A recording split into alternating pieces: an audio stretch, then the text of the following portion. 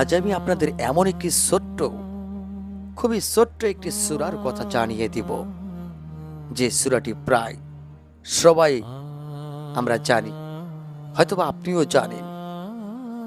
4টি আয়াত, খুবই ছোট্ট আয়াতগুলি, কিন্তু এর মর্যাদা এতটা বড়। রাসূলুল্লাহ সাল্লাল্লাহু আলাইহি ওয়াসাল্লাম বলেছেন, এটি কোরআনের 1/3 সমান। সুবহানাল্লাহ। কিন্তু দুঃখের বিষয় কি জানেন, আমরা এই সূরাটি পড়ি কিন্তু এর অর্থ আমরা বুঝি না। আমরা তেলাওয়াত করি কিন্তু এর শিক্ষা আমাদের জীবনে আমরা আনতে পারি না। আল্লাহ তাআলা বলেন, বলুন তিনি একক, আল্লাহ অমুখাপেক্ষী, তিনি কাউকে জন্ম দেননি এবং তাকেও কেউ জন্ম দেয়নি, আর তার সমতুল্য কেউ নেই। আল্লাহু আকবার। এই 4টি আয়াতের মধ্যে পুরো তাওহীদের শিক্ষা লুকিয়ে আছে। প্রিয় ভাই ও বোনেরা আমার, আজ পৃথিবীতে টাকার উপর ভরসা করছে, মানুষের উপর ভরসা করছে, ক্ষমতার উপর ভরসা করছে, কিন্তু সূরা ইখলাস আমাদের শেখায় সত্যিকারের আশ্রয় একমাত্র আল্লাহ তাআলা। একজন গরিব মানুষ রাতের অন্ধকারে আল্লাহকে ডেকে কাঁদছে, তার ব্যাংক ব্যালেন্স নেই, পরিচয় নেই, ক্ষমতা নেই, কিন্তু তার রব আছেন। আল্লাহ তাআলা থাকলে বান্দা কখনো কি একা থাকতে পারে? না। রাসূলুল্লাহ সাল্লাল্লাহু আলাইহি সাল্লাম বলেছেন, যে ব্যক্তি আন্তরিকতার সাথে সূরা ইখলাস ভালোবাসে, আল্লাহ তাআলা তাকে ভালোবাসেন। আলহামদুলিল্লাহ। প্রিয় ভাই ও বোনেরা আমার, আল্লাহর ভালোবাসার চেয়ে বড় সম্পদ আর কি হতে পারে? আজ ঘরে অশান্তি, বাবা মার কথা সন্তান শুনছে না, নামাজে আমাদের অলসতা, কোরআনের সাথে সম্পর্ক নেই, কিন্তু যে ঘরে কোরআনের তেলাওয়াত হয় সে ঘরে বরকত নেমে আসে। সূরা আল ইখলাস শুধু মুখে পড়ার জন্য নয়, অন্তরে ধারণ করার জন্য। প্রিয় ভাই বোনেরা আমার, এর শিক্ষা হলো কি, যে আল্লাহ তাআলা এক, সব প্রয়োজনের মালিক একমাত্র আল্লাহ তাআলা। তিনি কারো মুখাপেক্ষী নন, তার সমকক্ষ কেউ নেই।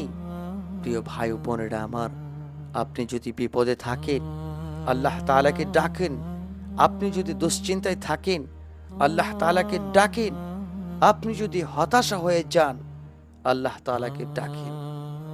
কিন্তু আমরা নিশ্চিতভাবে বলতে পারি না যে হয়তোবা আল্লাহ তাআলা এই যে সূরাতুল ফাতিহা আমরা 3 বার পড়লাম, 10 বার পড়লাম, 100 বার পড়লাম, আল্লাহ তাআলা এই 100 বারের বিনিময় আপনাকে ক্ষমা করে দিবে, আপনার আশা পূরণ করবে, এই কথাটা বলা আমাদের ঠিক হবে না। কেননা প্রিয় ভাই বোনেরা আমার, সমস্যা দূর হওয়া এবং সমস্যা হওয়া সবই আল্লাহ তাআলার হিকমত ও ইচ্ছার উপর নির্ভরশীল। রাসূলুল্লাহ সাল্লাল্লাহু আলাইহি ওয়াসাল্লাম বলেছেন, দোয়া কখনো বৃথা যায় না। আল্লাহ তাআলা বান্দাকে তার সেই দোয়ার বিনিময়ে তৎক্ষণাৎ ভাবে দেন, অথবা আখিরাতের জন্য সঞ্চয় করে রাখেন, অথবা তার সমপরিমাণ বিপদ আল্লাহ তাআলা দূর করে দেন। তাই আজ থেকে প্রিয় ভাই বোনেরা আমার, একটি আমল আপনারা করুন। প্রতিদিন এই সূরাতুল ইখলাস আমরা নিয়মিত পড়ি। 10 বার হোক, 20 বার হোক, 100 বার হোক, 500 বার হোক, আমরা নিয়মিত এই সূরাটির আমল করব এবং এই সূরাটির অর্থের দিকে আমরা অবশ্যই মনোযোগ দিব, বুঝে বুঝে পড়ব। এর শিক্ষা অনুযায়ী আমরা জীবনটাকে গড়ে তুলব, আমরা তাওহীদকে অন্তরে ধারণ করব।